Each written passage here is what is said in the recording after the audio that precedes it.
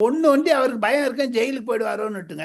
ரெண்டாவது பயம் என்னன்னு கேட்டீங்கன்னா கட்சிக்காரங்க. மூணாவது பயம் இந்த ராஜா போன்றவர்கள் எல்லாம் சொல்லியிருக்காங்க, மு.க. ஸ்டாலினிடம் சென்று அதெல்லாம் இந்த மாதிரி ஒவ்வொரு பர்த்டேக்கெல்லாம் பெருசு பண்ணாங்கன்னா தப்பாயிடும், இது பொதுமக்கள் அசிங்கமாக பேசுகிறார்கள் என்று. ஆக மொத்தம் கே.என். நேரு செய்தது சரி என்று தான் நான் ஆமோதிக்கிறேன். அவர் செய்தது கரெக்டா அப்ரோச், தப்பே கிடையாது.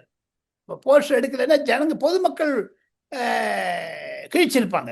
இப்ப தானே கிழிச்சு போட்ட நல்லா போச்சு. இல்லை என்றால் அதன் மீது கருப்பு வண்ணம் சாணி அடிச்சிருப்பாங்க, எஃகு டொமேட்டோலாம் அடிச்சிருப்பாங்க.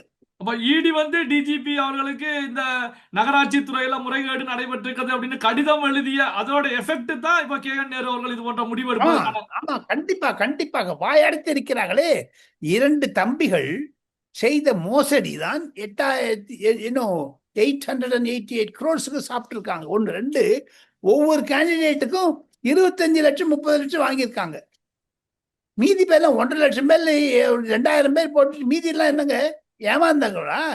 யாராவது நிச்சு கேஸ் போட்டுதான் போடுவாங்க, கோர்ட்டுக்கு போகதான் போவாங்க. இது நடுவே நான் கேள்விப்படுகிறேன், அதிமுக சார்பில் வரக்கூடிய வாரத்தில் ஆளுநரை சந்தித்து கே.என். நேருவை டிஸ்மிஸ் செய்யுங்கள் என்று பெட்டிஷன் கொடுக்க போறாரு. விஜய் கட்சி தனியாக போய் கொடுக்க போகிறதாக நான் கேள்விப்படுகிறேன். Let us wait and watch. அதுதாங்க பின்னணி.